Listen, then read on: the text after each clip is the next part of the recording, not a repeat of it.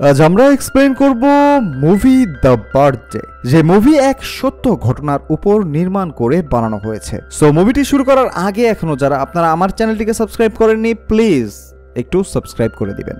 So without wasting any time চলুন মুভিটি শুরু করা যাক। মুভিটি শুরু হয় আমেরিকাতে, যেখানে এক বাসায় 5 বন্ধু একসাথে থাকে, যাদের নাম অর্জুন, বালু, সত্যা, ভিকি ও সাই। এই 5 জন বন্ধু ইন্ডিয়া থেকে এখানে এসেছে স্টাডি করার উদ্দেশ্যে, যেন ভালো কোনো ক্যারিয়ার তারা করতে পারে। এই বন্ধুদের মধ্যে তালমিল অনেক ভালো, কারণ তারা সবাই বাল্য বন্ধু। এরপর অর্জুনকে তার বোন শ্বেতার বান্ধবী কল করে আমেরিকার কথা জানতে চায়। সে আরো বলে সে কি এখানে কাজ করতে আসতে পারবে কিনা। এরপর অর্জুন তাকে এখানের পরিবেশ সম্পর্কে বলে। সে আরো বলে সবকিছু শুনে তোমার যদি ভালো মনে হয় তাহলে তুমি এখানে আসতে পারো। এরপর 4 বন্ধু মিলে কথা বলতে থাকে।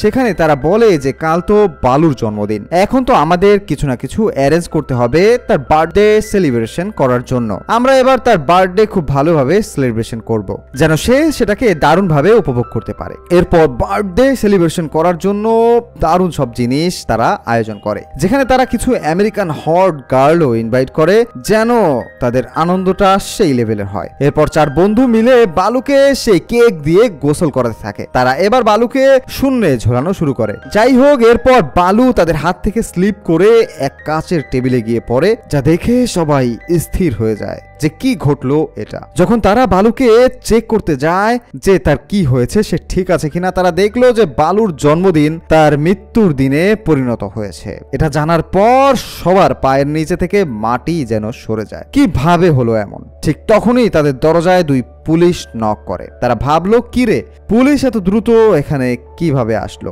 দরজা খুললে তারা জানতে পারে যে পুলিশ তাদেরকে বলছে যে মিউজিকের ভলিউমটা একটু কম করার জন্য, কারণ এতে প্রতিবেশীদের সমস্যা হচ্ছে। যাই হোক, পুলিশ চলে যাওয়ায় এই যাত্রায় তারা বাঁচলো, কিন্তু কি করবে কি হবে তার কিছুই তারা বুঝতে পারে না। এবার বাকি বন্ধুরা অর্জুনকে বলে, তোমার বড় ভাই ভারত তো বহুত দিন হয়েছে এখানেই থাকে, তাকে ডেকে দেখো যে কোনো উপকার হয় কিনা। এজন্য অর্জুন তার ভাইকে দ্রুত সেখানে ডেকে নিয়ে আসে। বাসায় এসে বালুর বডি দেখে ভারতের কপালে হাত উঠে যায়। সে বলে যে কি করেছো তোমরা? তখন ওই 4 জন বন্ধু তাকে বলে যে এটা একটা অ্যাক্সিডেন্ট, আমরা আসলে কিছুই করিনি, আমাদের বাঁচাও ভাইয়া, না হলে আমাদের জেলে যেতে হবে আর আমাদের ক্যারিয়ার ধ্বংস হয়ে যাবে এখানেই। তখন ভারত বলে যে আমি কি করতে পারি, এ তো মার্ডার হয়ে গেছে, সোজা পুলিশের কাছে যাও আর গিয়ে সত্যি কথা বলো, আমি কিছুই করতে পারবো না। অনেক বলার পর ভারত তাদের হেল্প করতে রাজি হয়, আর সে বলে যে এই ঘটনা যেন আর কেউই জানতে না পারে।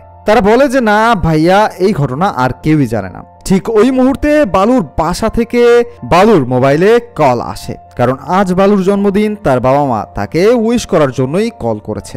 এখন বালু কল না উঠালে তাদের বাসায় থাকা ওই 4 বন্ধুর মোবাইলে কল আসা শুরু হয়। তখন তারা ভাবতে থাকে যে তারা বালুর বাবা মাকে আসলে কি বলবে। যাই হোক, প্রথমে তারা মিথ্যা কথা বলে। এরপর তারা জানায় যে বালু একটু বেজে আছে, কারণ আজ তার জন্মদিন।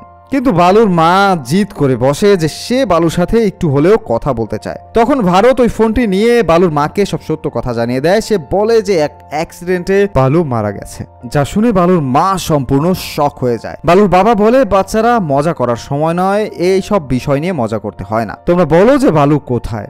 এরপর তাদেরকে ভালোভাবে বোঝালে তারা বিশ্বাস করে যে হ্যাঁ, বালু সত্যি সত্যি মারা গেছে।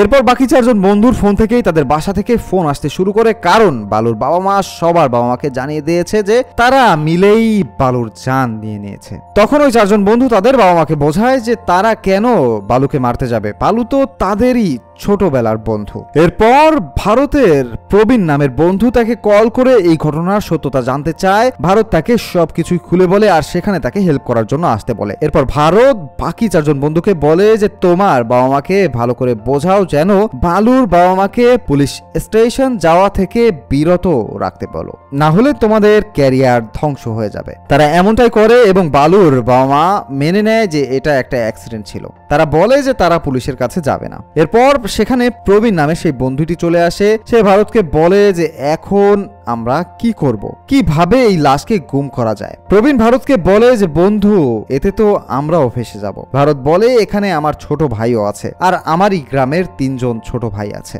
আমরা এদের হেল্প না করলে এদের হেল্প কে করবে? এবার ওই 6 জন মিলে প্ল্যান করে যে বালুর লাশ সে সাথে কি করা যায়। সবাই তাদের আইডিয়া শেয়ার করতে থাকে। প্রবীণ বলে যে বাসার পেছনে ফাঁকা জায়গায় একে দাফন করে দিই, কেউ জানতেও পারবে না। একজন বলে যে এটা ভাড়া করা বাড়ি, কাল অন্য কেউ এখানে আসলে আমরা ফেসে যাব। এখন এটা থেকে বাঁচতে তাদের একটি বাড়ি কিনতে হবে।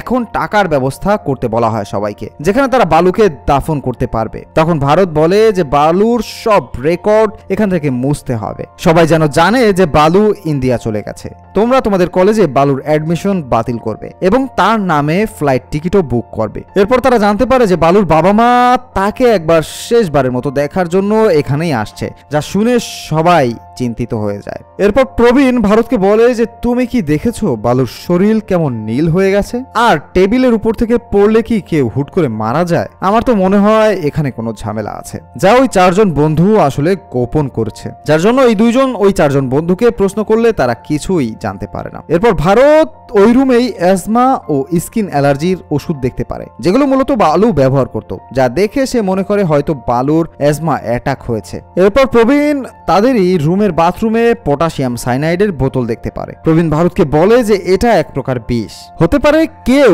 এটা তাকে খাইয়েছে। এখন আমাদের জানতে হবে যে এটা কে করেছে, কারণ সব জায়গায় এটা অবাধে বিক্রি হয় না, কিছু ইলিগাল ওয়েবসাইট থেকেই এটা কেনা সম্ভব। আমাদেরকে সবার মোবাইল চেক করতে হবে যে কে এটা কিনেছে সেটা দেখতে হবে। এবার ওই 2 বন্ধু মিলে ওই 4 জনের মোবাইল চেক করলেও তারা কিছুই দেখতে পায় না। এরপর তারা 2 জন ওই ঘরে থাকা একটি মদের বোতল দেখতে পায়, যেখানে মূলত ওই পটাশিয়াম সাইনাইড মেশানো হয়েছিল। এখন এই 2 জন সাই নামের বন্ধুকে ডেকে বলে যে কে এই মদ কিনেছিল। সাই বলে এটা তো আমরা সবাই মিলেই কিনতে গিয়েছিলাম। অর্ধেক শেষ হয়ে যাওয়ার পর বিজয় ও অর্জুন মিলে এটাতে প্রসাব করে ভরেছিল, আর যার পর তারা বালুকে এটি খাইয়েছিল। তবে অর্জুন বাথরুমে গিয়ে এটাতে প্রসাব করে নিয়ে এসেছিল। এটা শুনে ভারত বুঝে যায় যে তার ছোট ভাই অর্জুনই কিছু না কিছু করেছে। এরপর ভারত অর্জুনকে খুব মারতে শুরু করে। অর্জুন বলে যে আমাকে এভাবে মারার কোনো অধিকার তোমার নেই। 7 বছর হয়েছে তুমি বিদেশ এসেছো, কিন্তু বাসার কোনো খবরই তুমি নেও না। তাদের খবর নেওয়ার কোনো প্রয়োজনই তোমার পড়ে না। প্রবীণ ভাবে যে এ আবার কোন ফ্যামিলি ড্রামা শুরু হয়ে গেল। প্রবীণ তাকে বলে যে এসব কেন সে করেছে।